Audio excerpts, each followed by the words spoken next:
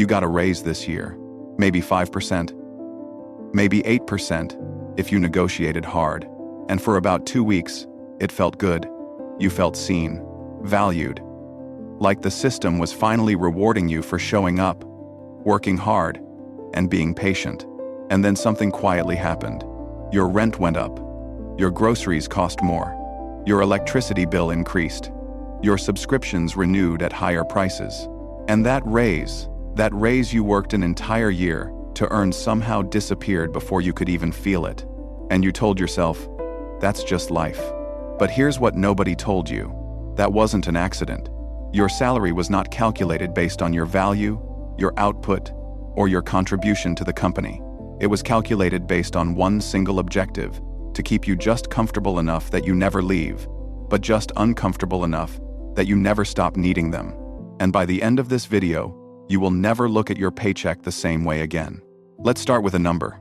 $5,500. That is the average annual salary increase for employees globally in 2024. Companies announce it proudly. HR sends the email. Your manager schedules a meeting to deliver the good news personally. But here is the number they never put in that email. $5,500. That is the average global inflation rate over the same period. Do the math. If your salary grows at 3.2% annually, but the cost of living grows at 4.7% annually, you are not getting richer. You are not staying the same. You are getting poorer.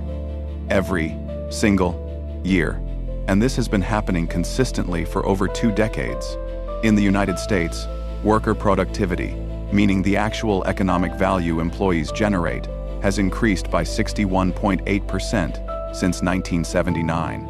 Real wages over the same period have grown by just 17.5%. That gap, that massive widening gap between what you produce and what you are paid, is not an economic accident or a market fluctuation. That gap is a policy decision. Someone decided that number. Someone calculated exactly how much to give you, so that you stay, so that you produce, so that you never accumulate enough to stop needing your job. And they called it your salary. To understand why your salary was designed to trap you, you need to understand where the modern salary system actually came from. Because it was not designed by economists. It was not designed by governments. It was designed by factory owners during the Industrial Revolution. In the 1800s, factory owners faced a fundamental problem.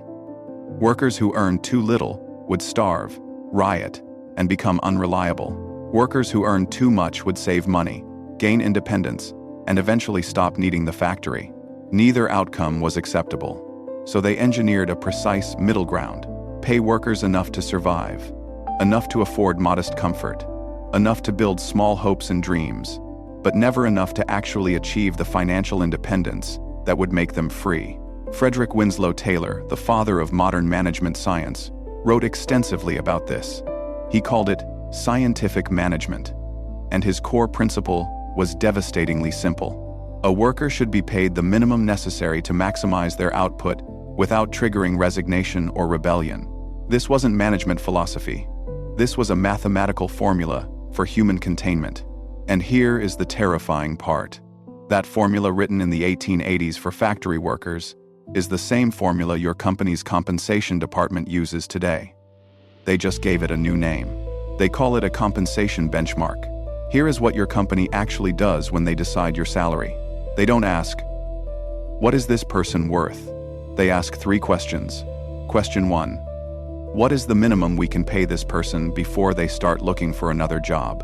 Question 2. What are our competitors paying for the same role because we need to stay just above that number to avoid losing talent, but never significantly above it? Question 3. What salary range keeps this person financially dependent on this job while maintaining the illusion that they are being fairly compensated? There is an entire industry built around answering these questions. It is called compensation consulting. Companies like Mercer, Willis Towers Watson, and Aon charge corporations millions of dollars annually to analyze salary data across industries, not to ensure workers are fairly paid, but to ensure companies pay the absolute minimum the market will tolerate without triggering mass resignation. They call this data a compensation benchmark. What it actually is a cartel. Every major company in your industry uses the same compensation data from the same consulting firms to set the same salary ranges, which means your salary ceiling isn't determined by your performance or your value. It is determined by a quiet, legal, industry-wide agreement about how little they can collectively pay you before you run out of options. And here is the detail that should make you genuinely angry. In most countries, it is completely legal for companies to share compensation data through third-party consultants. It is illegal for workers to coordinate and collectively demand higher wages in many of those same countries. They can coordinate to suppress your wages. You cannot coordinate to raise them. But a low salary alone isn't enough to keep you trapped. Because if your salary was simply low, you would leave. And companies know this. So they built a second layer of the trap. And they made it feel like a benefit. They call it the total compensation package. Health insurance that only works while you are employed. A pension contribution that vests over 4 years, meaning you lose it if you leave before then. Stock options that pay out in 3 years. Annual bonuses calculated in December, but paid in March. Each of these individually sounds like generosity. Together they form what compensation strategists openly call in their own internal documents, golden handcuffs. The explicit, documented, strategic goal of benefits packaging is not to improve your life. It is to make the financial cost of leaving your job so high that rational people choose to stay even when they are underpaid, undervalued, and deeply unhappy. Think about the last time you considered leaving your job, and then think about what stopped you. Was it the health insurance? The pension contributions you would lose? The bonus you were 3 months away from receiving? The stock that vests next year? That hesitation, that moment of financial paralysis, was not an accident. It was engineered, specifically, for you.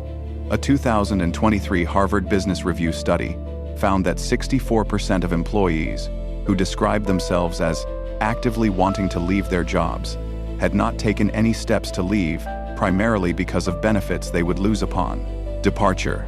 64% of people trapped, not by bars, but by spreadsheets. Let me tell you about Daniel. Daniel is 31 years old. He has a master's degree in computer science from a well-ranked university.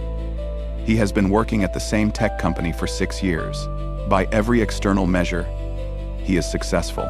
He earns $95,000 a year. His title is Senior Software Engineer. He has good health insurance and is 2 years away from full pension vesting. And he is completely trapped. 3 years ago, Daniel received a job offer from a competitor for $140,000. He ran the numbers. He would lose $18,000 in unvested pension contributions if he left. His health insurance would lapse for 90 days during the transition. His annual bonus, $12,000, would be forfeited. So he stayed. He negotiated a $4,000 raise instead. And he told himself next year would be different. Next year was not different. Daniel is not a unique case. Daniel is the intended outcome of the system. There are hundreds of millions of Daniels across the world right now. Highly educated, genuinely talented, deeply capable people whose productive prime years are being spent making someone else wealthy not because they lack options, but because the system was specifically designed to make their options feel impossibly expensive to pursue. So if this system is so clearly documented and so obviously exploitative, why hasn't it changed? The same reason the education system hasn't changed. The same reason the housing market hasn't changed. The same reason the healthcare system hasn't changed. Because the people with the power to change it are the primary beneficiaries of keeping it exactly as it is. In 1965, the average CEO earned 21 times the salary of their average worker. Today, that ratio is 399 to 1, 399 to 1. That ratio didn't happen because CEOs became 19 times more valuable relative to their workers. It happened because CEOs sit on the compensation committees that set CEO salaries. They set their own pay. And they have spent 60 years, quietly, legally, incrementally setting it higher, while keeping yours exactly where scientific management said it needed to be. Governments have been presented with this data repeatedly. Labor economists have testified before parliaments and congresses across the world. The evidence is not disputed, but the same corporations suppressing your wages donate to the political campaigns of the legislators who would need to regulate them. In the United States alone, corporate lobbying expenditure exceeded $4.1 billion in 2023. $4.1 billion spent, ensuring that the people who could fix this system have every financial reason not to. So what do you do with this information? First, stop negotiating against yourself. The single most effective thing you can do immediately is understand that your employer's first offer is not a fair assessment of your value. It is the opening position of a negotiation they have been trained for, and you have not. The average salary increase from negotiating at higher is 7.4%. The average salary increase from not negotiating is 0. That gap compounds over an entire career into hundreds of thousands of dollars. Second, make job switching your primary salary growth strategy. The data on this is overwhelming, and the system hates that you know it. Employees who stay at one company for more than 2 years earn on average 50% less over their lifetime than those who change jobs regularly. Your loyalty is not rewarded by this system. It is exploited by it. Third, understand your total compensation with brutal clarity. Calculate exactly what you would lose by leaving. Then ask yourself honestly, is that number worth the years you are spending inside a system that calculated your salary to contain you? Sometimes the answer is yes, but it should be a conscious choice, not a financial paralysis engineered by someone else's spreadsheet. And finally, talk about your salary, openly, with your colleagues, with people in your industry. Salary secrecy is not a professional norm. It is a corporate policy specifically designed to prevent you from discovering you are being underpaid relative to your peers. In many countries, it is actually illegal for employers to prohibit salary discussions among employees, but they do it anyway because most people don't know their rights. The system works because you stay inside it quietly and alone. The moment you start comparing notes, the system starts to break. Your salary was not given to you. It was calculated for you by people whose financial interests are directly served by keeping that number as low as you will tolerate. That's not cynicism. That's documented, published, corporate strategy.